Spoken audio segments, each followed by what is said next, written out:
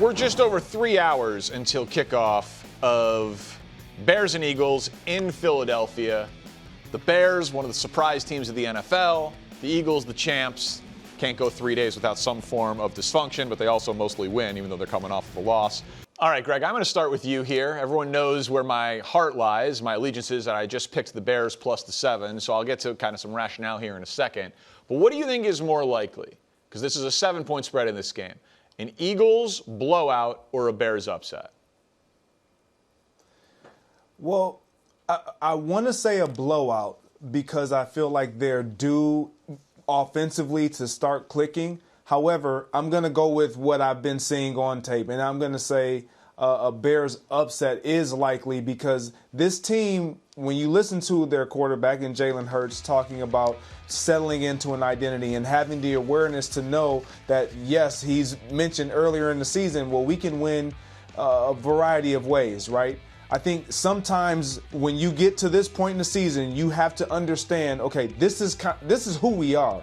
And we just haven't seen who they are in terms of them offensively. Now, defensively, they figured out some things.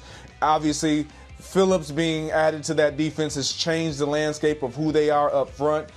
But offensively, they've still run into the same hurdles and haven't figured out how they're going to approach them from week to week. And so when you look at this Bears team, they have a chance to go in here to Philly and really rattle them even more and make them question who they are even more later in the season, which is what we've been doing as talking heads all season long because of what we've been seeing specifically in their passing game. Yeah, I'm going to go Eagles blowout. I think the loss they suffered in Dallas was significant because they were up 21 points. And I thought the second half, you saw this Dallas team really kind of act like a boa constrictor and really kind of suck the life out of this Eagles offense. And they didn't know how to respond. And when you talk about a level of physicality you need to play this time of year, it starts in the line of scrimmage, right? And when you're not able to run the ball like we're used to seeing the Eagles run the ball, you got to say, hey, man, what else can we do? And I think for the Eagles right now, instead of trying to run between the tackles, you got to start attacking the perimeter. You love to see tosses and screens and things where you can open the offense up and continue to feed A.J. Brown because he's a big target. I like the Eagles, man. I think they just have to settle in and remain consistent through all 4 quarters. I thought coming out of halftime against the Cowboys, they kind of let off the throttle, and the Cowboys were ready for the fight, and they couldn't respond to it. And listen, I think the Eagles are dangerous coming off a loss, but clearly I think it's a Bears upset. I picked it in the last segment. But I think the Eagles are going to be able to run the ball. The Bears' run D is bad. But Jalen Johnson is back for this game. He's their best corner. Kyler Gordon is back. He's the Bears' second best corner. Jalen's been out all year. Kyler Gordon's only played in 2 games. That is going to help the Bears' pass defense significantly. And if you could quantify vibes, the Bears, I'm sure you both have been on teams like this, where you just believe, whether it's like you looked at Aaron and you were like, oh, yeah, that guy's on my side, I believe. Or you looked at Ben and was like, all right, that guy's on my side, I believe. The Bears, sometimes weird things happen and it's inexplicable. Like, honestly, because I don't think the Bears are great. I don't think they're a complete. You say you don't think they're great. I don't think they're great. But I think that they're good and they truly believe. And so what this opportunity is for the Bears, it's an opportunity to validate it. And if they lose, they'll get another one because they play the Packers twice and they play the Lions. So it's not their only chance at validation, but national TV game, everyone's questioning how real it is. You're a huge underdog. There's something to when you're having that special season, Greg, where I actually do believe that they're going to just seize this opportunity on a short week in front of 30 million people or whatever that'll be watching the game, and they'll shock the world. Yeah, I'm with you there. Like, when you're a young team with a young coach and specifically a young quarterback, and you look at that offensive side and those skill guys being a little younger, like, you don't know what you don't know. And so I'm not going to fear what I really don't know to fear, and that's playing great football and needing to execute at a high level in crunch time at the end of the season. Well, in my mind, we've been doing that all year. These wins that we're talking about of the Bears and this position of how are they? Are they really an elite team? Are they a good team? Are they a great team? They believe that they are elite. Like, you can't tell anyone in that organization, anyone in that building, that they can't go into Philly and win this game. And so I say that because that is scary when you are playing the way that Philly is playing and you have a team that's coming in that they really don't believe that they're not a good team. They believe that we are 8-3. We're leading our division. We deserve to be here, and we're about to prove it today on the national stage. And Caleb Williams has an opportunity to really just continue to solidify kind of this story of, you know what? He finds a way to come away with wins, because we can call it whatever we want to, luck, happenstance. Clutch. But when he gets the ball and it's late in the game, he comes through for this team. They find a way to come through, Willie. We're going to be asking some questions. Which team is the better quarterback? Which team is the better coach? Don't start. We're going to be asking those types of questions after the Bears pull off an upset. What perfect time to check your portfolio than a Black Friday? Let's do a little edition of Stock Up, Stock Down. Unfortunately, we are going to begin in the red. Lamar Jackson, stock is down as a passer. Is he hurt? Do teams not fear him running the ball? What's the reason? He had gone 34 consecutive games with at least one passing touchdown. He now has 0 passing touchdowns in 3 consecutive games.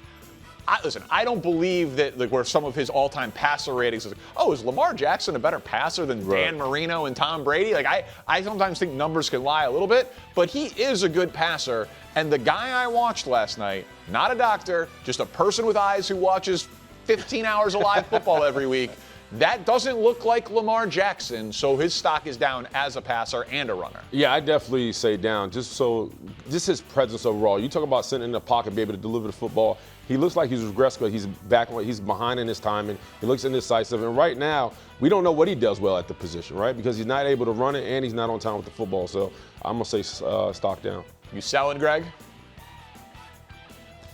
I am selling for this year. I really am. Look, I believe in Lamar Jackson. I know he's a good passer.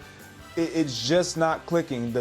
They're off schedule too much, and he's choosing to hold the ball, to extend plays, to push the ball down the field. I don't love what I'm seeing. I like what their defense is turning into, but offensively they're regressing. Well, here's one that's volatile like Bitcoin. Jordan Love, your stock is up. You just can't check this portfolio every single day. You're just hoping for long-term growth. Yeah. He is not. He is a streaky player, but he's very talented as a passer. These are just his passing yards. 234 passing yards yesterday, his most since Week 9. Most in a win since Week 8. But 234 passing yards on 18 completions. It's not. He is a big play hunter. It's 4th and 2. I'll throw it 30 yards down the field, and it worked yesterday. 4th down to ice the game, 2 touchdowns on 4th down conversions, Greg. That version of Jordan Love is a bad, bad man. I'm so elated to hear you say that, Danny, because I appreciate that, because sometimes I don't believe that you call it how you see it. But thank you. His stock is definitely up. He definitely performed great.